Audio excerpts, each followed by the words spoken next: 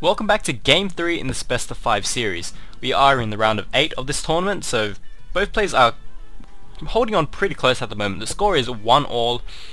Players are obviously even, because that's kind of what 1-all means. For those who haven't watched Game 2, A, don't look at the chat, so you might want to cover it up for a couple of seconds. B, I will get to it, or I will get to what they're saying in a sec. So at the moment, OneHand is sending his Overlord out across the cliff. I haven't even introduced the players, but by now you should know who they are. We have OneHand spawning in the bottom as our purple Zerg, and we have our blue Terran in the left position, Brockemon. Now OneHand is sending the Overlord across the map, well, to the adjacent base on Shattered Temple. Now OneHand is probably going to be moving this Overlord out of the way once he does manage to spot it. If we jump to Zerg's vision, there, he did actually peep, he did see the corner of that command center. So he is going to poke away just before the Terran actually manages to get a view of that Overlord. So the Zerg is going to know where Brockemon is, but Brockemon isn't going to know where the Zerg is. Shifty. So at the moment, OneHand does have the advantage. He can choose to rush air since it is a relatively close air distance, but by the same token, the walking distance by ground is not that long either. It's probably just around 5 seconds or so longer, and you can actually get a significant ground army up a lot quicker than you can get an air army up. Now OneHand is choosing to expand before he does get a spawning pool, so he is looking for an economic play from the very start. Brockemon is doing his standard wall in with 2 supply depots, slip of the tongue, and 1 barracks. So he is probably going to be going for his favorite Hellion play, or he could choose to mass Marines at the start like he chose to do last map. Hellions will probably be more effective on this map because if the Zerg does choose to go for an air attack, he is going to be really out of position. So OneHand is just sending a drone to poke around into the Terran's wall just to see what units he has, but he is going to get repelled pretty quickly by that Marine, and he isn't going to be seeing all that much anyway. And we do see the drone running up the ramp, and that is going to get repelled pretty quickly. So OneHand actually does have pretty good Overlord spread at the moment. He could use 1 Overlord here to spot any drops coming in from the Terran, since that tends to be actually pretty common. Now Brockemon is sending his Marine out, probably going to snipe out that drone and return back to the base. I figured he was going to push out, but I guess not. Now the natural expansion for the Zerg is about to finish. He is still only running on 1 gas, only just getting his queen up, and spawning pool has finished. So at the moment, both players are going to be looking to tech up, macro up as well. Brockemon is going for his factory, so we'll just have to see whether or not he chooses to go for his Hellions or his siege tanks. He doesn't have an add-on at the barracks at the moment, probably will get one after he pumps out a couple Marines for defense. And he does throw one down now. He is getting reactors, so we're going to be seeing mainly Marines come out from the Terran. Now about what they were talking in chat before, if you did or did not see it, Brockemon and OneHand were talking about the outcome of Game 2. So if you haven't watched Game 2, I am going to spoil it for you right now, so if you don't want to get spoiled, you might want to pause this video and go watch Game 2 first. So spoilers in 3, 2, too late. Basically what happened was Brockemon chose to go with a predominantly mech army, whereas the Zerg did go for predominantly Banelings, Zerglings, and a couple of Mutas. Now at the moment, the Zerg is getting Zergling speed up as well as Infernal Preigniter, so we are going to be seeing some heavy Hellion play. He is going to be looking to do some economic damage, and it is going to help him deal with the Zerglings quite effectively.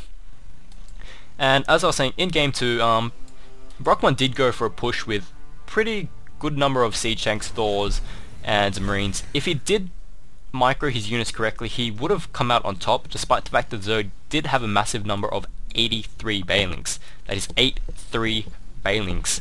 You rarely see that.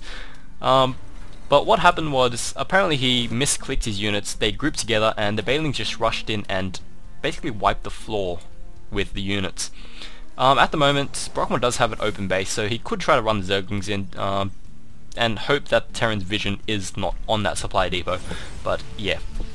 As I was saying, it is really important not to keep your units clumped up, because if they do, the Terran can actually, well, not the Terran, the Zerg can actually clean up your army pretty effectively, even if they do have a more dominant army.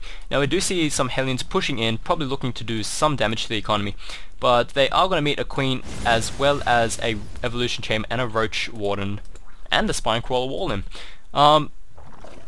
This building placement was actually used pretty predominantly in the beta, but it was mainly against 4-gating Zerg.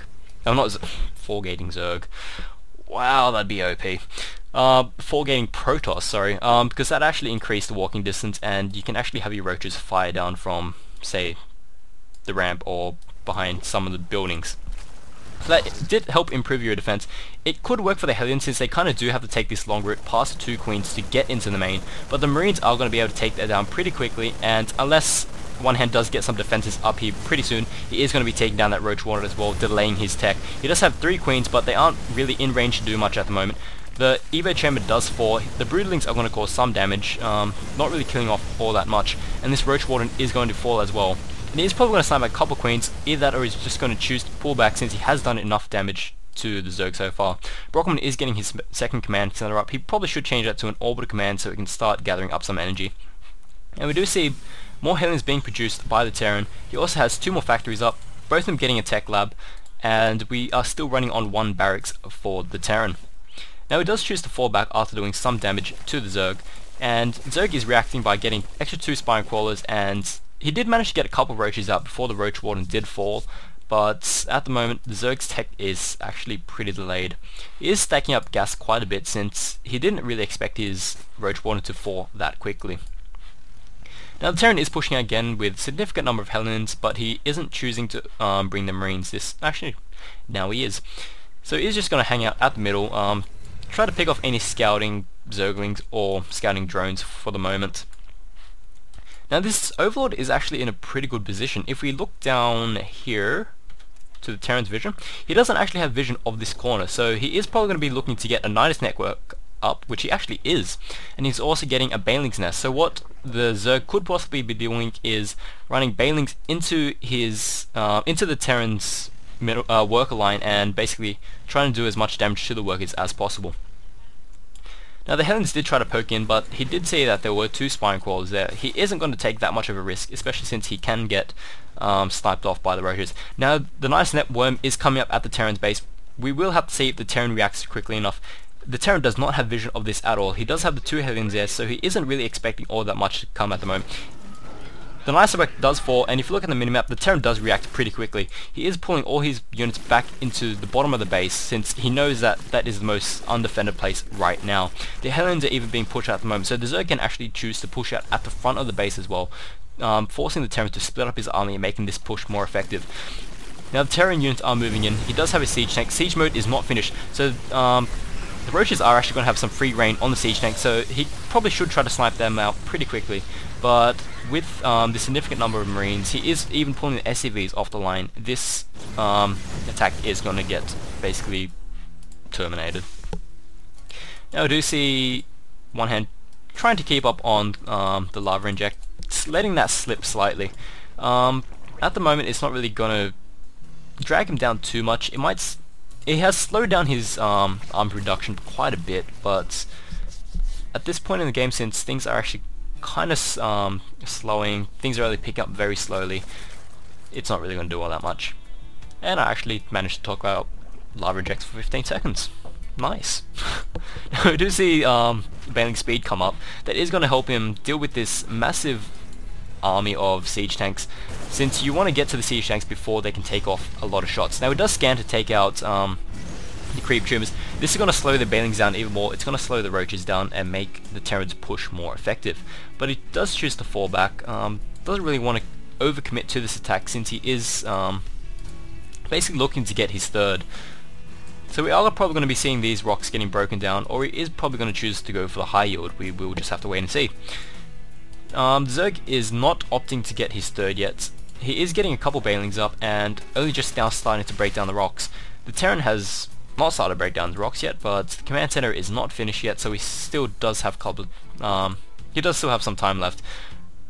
Now the Hellions are splitting off to scout for any additional bases that weren't thrown down, since he didn't really see the Zerg's third get thrown up. So he's just scouting around, making sure that the Zerg didn't throw down hatch somewhere else on the map. Now the rocks are getting broken down. They are going to get taken down a lot more quickly than the Zerg, which only has a handful of Zerglings attacking it. So Terran is going to be